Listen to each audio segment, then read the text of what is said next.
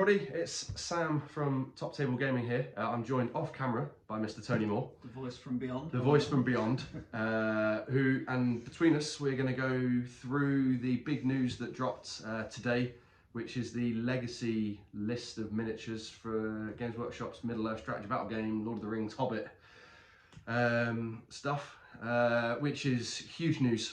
Okay, so I haven't played Middle-earth in quite some time. Yeah.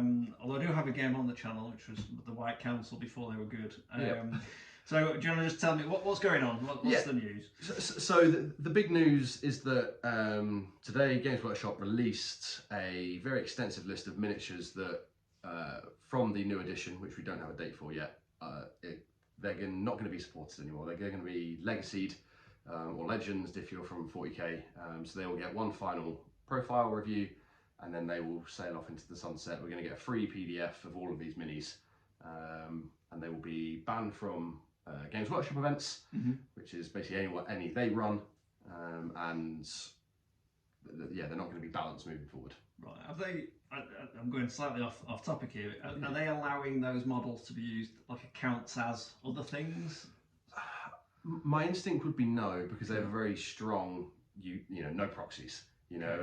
Because obviously the Middle-earth game is licensed, they are very keen on everything should be the correct model, because they obviously have to pay the license fee of, this Malheur model represents Malheur, and if you use them as something else, Chieftain or something. Yeah, it's not quite what they want. In reality, yes, you can probably use a lot of these models as counts as, obviously with the permission of TOs and your opponents, but probably for Games Workshop, no. And do we know what models are actually going? Yeah, there is a long list. Unfortunately, Evil have taken the brunt of the loss. We're losing all of the named ring wraiths. So back in, let's say 2009, 2010, Games Workshop released 9 individual name profiles. So you got like the Knight of Umbar and the Betrayer and the Undying and the Tainted, and basically gave a bit more flavour to the 9 ring wraiths, gave them a bit of a backstory and a special rule, and they kind of put them in armies where they thought they would fit. So Kamul could lead the Easterlings because he's known to be an Easterling king, and you'd have one in Harad and one in Angmar, but those are now going. We're losing the Great Beast of Gorgoroth, we're losing all of the camels, we're losing all of the Candice chariots, we're losing Feral Urukai, we're losing Malheur, we're losing all of the Far Harad range. Basically a lot of the stuff that GW have created themselves in kind of not the dead era, but that kind of era towards the end, maybe end of 2008 to 2012, where they were doing Legions of Middle-earth and War of the Ring, and we're looking to fill the range with extra units and keep the game going. So the bit after Lord of the Rings has died down, but before the Hobbit kicks in, and yes, there was a lot of stuff there that they did that was based on one-liners in the appendices or in the book, and they went, oh, we can make a model from that. But now it looks like for whatever reason they're reining that back in. Okay. And do you think in terms of the future of, do you think they'll revisit some of these models? I mean, that seems like there's some quite broad brushstrokes to. Yeah, I've spent a bit of time on social media this evening, obviously taking in what everyone's saying, and obviously on the official Warhammer posts there's a lot of obviously questions and queries and a fair amount of anger, and GW to their credit are replying, and there was a couple of responses that I noted that kind of they're typical GW wishy-washy, but usually they either ignore the question or they just say no. And these were, are we going to get XYZ model in the future? And it was, well, maybe we'll revisit that range one day, or maybe we'll revisit that expansion again one day. So just because your men at arms of Dalamroth are going now, doesn't mean we might not get new models in the future if they ever decide to do a 5-dom supplement. Yeah. Or Amazon do a Far Harad TV series. Yes. Yeah, they're going. Yeah, we get a Far Harad version of the War of the Rohirrim in anime, and look at the new shiny. Look at the new shiny. GW obviously have a license for War of the Rohirrim, and that you'd think that would kind of encompass anything in that kind of style. So if there's more of that moving forward, you'd have to assume that they would be able to do stuff from that. Yeah. Okay. So silver linings. I mean, I guess from my experience was with Age of Sigmar and when it went from Warhammer, and they had quite a big cull at the time, and you know, I lost models and friends. I say friends as in the little metal friends. Yeah.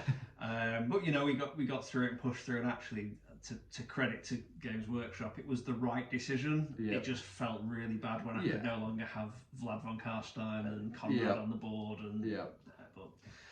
and so I guess, you know, if you're playing at home, you're in your garage. Play what you like. It's all good. But I guess a lot of people here will be also interested in events and how you think events particularly are going to handle that. So I've run events for many years, as you have. You know, from 2012 when you know, the stock levels were horrendous. You know, metal models were £60. You know, this metal Malheur I've got in front of me was, you know, ridiculously overpriced, and you couldn't buy them. And you know, you kind of made do. And I think that the same is here. Obviously, a lot of the minis are going to, or they all are going to be removed from sale. So everything's while stocks last. Everything has gone on last chance to buy, if not out of stock already. I will say that Element Games, who I believe we have an affiliate link with, if not, just check them out anyway. I believe we do, yeah. Have a crazy stock of a lot of legacy stuff. So if you are looking, you know, to get some Games Workshop that stock, check your local third-party stores, because a lot of them are, you know, sitting on the shelves. But in terms of using them, you can still use your models. You know, me and you could go and play a game, you know, in Element Games, or at home, or, you know, at an event, and use these minis. You could even go and, you know, use your Camel Force, your Mahut Camels at Warhammer World. You know, no one's going to stop you doing that. The only thing you can't do with them is use them at official events. And any events that say no legacies, which, based on the conversations I've seen and I've had with fellow TOs, and I know from a TTG scouring of Cheshire perspective, we're allowing legacies. A lot of the legacies are going to be allowed for the foreseeable future until it reaches a point where the legacy models are either so impossible to come by that it's, you know, causing an imbalance, or they are too broken, or they're too underpowered. And at that point you go, well, why are we still taking these models? You know, let's rest them, use them in friendly games, but is it really right to bring them for tournaments? And I'm not saying that's going to happen overnight or even within a year. So yeah, if you're panicking that you've got, you know, your Candish chieftains on Chariot and your Feral Urukai and your 9 ring race, don't panic. You know, you're still going to get a profile for them in the new edition. You can still use the current edition if you really want to, and I'd be very surprised if any, you know, player went, I'm not playing Legacy. I'm not playing against you if you're using, you know, that Legacy force. I'm not doing that. Yeah, I mean, especially in a pickup game, I think you know, TOs will drive the narrative, if you like, go, you know, longer term. But yeah, so I guess in summary, they're safe for now in an unofficial capacity. But you'll be hard pressed to go to an event where someone says, "Sorry, you can't bring your toys." I don't see that happening. GW run 3 or 4 events a year. Those tickets are notoriously hard to get hold of. So even if you want to go to those events, it's quite hard to go to. And any GBHL or non-GBHL third-party event, I think, will allow legacy, or they won't know that there's a difference. It'll just be build your army using any available documents published by Games Workshop, of which this PDF will be. Yeah. So not all doom and gloom. Not all doom and gloom. There's been a lot of hyperbole and hysteria online. And you know, I love Lord of the Rings. I love Games Workshop. I love the game. And yes, it's, you know, it sucks. But it seems to be a recent trend of Games Workshop games. Obviously, we've had it with 40k, where a lot of stuff went to Legends, a lot of old stuff. We obviously had it with Age of Sigmar and Old World, where a lot of stuff went to Legends. So it just seems that this is what they're doing. And if it clears a load of SKUs off the, you know, off the inventory that allows them to do more stuff, would we rather that they just kept everything and we didn't get anything new, or they got rid of all the stuff that is a bit dubiously created anyway, in terms of where they got it from, and made us new stuff? Yeah, I always hope for new stuff. Yes, I love new stuff. So silver lining, we've all got some new hobby projects. Yes, there's going to be lots of hobby projects. There's lots of new Dunland heroes coming out and lots of Rohan heroes. So yeah, short-term pain. I think ultimately nothing's changed. You know, for a long time, nothing will change. You know, you still go and use your models until the new edition comes out. You can still use your models after the new edition comes out. You know, you still play, you know, with your mates. So be happy. You know, sure. You know, be upset that you know you're not going to use that model in the future, but ultimately the range is that big where there are lots of alternatives. Yeah. No, it's good.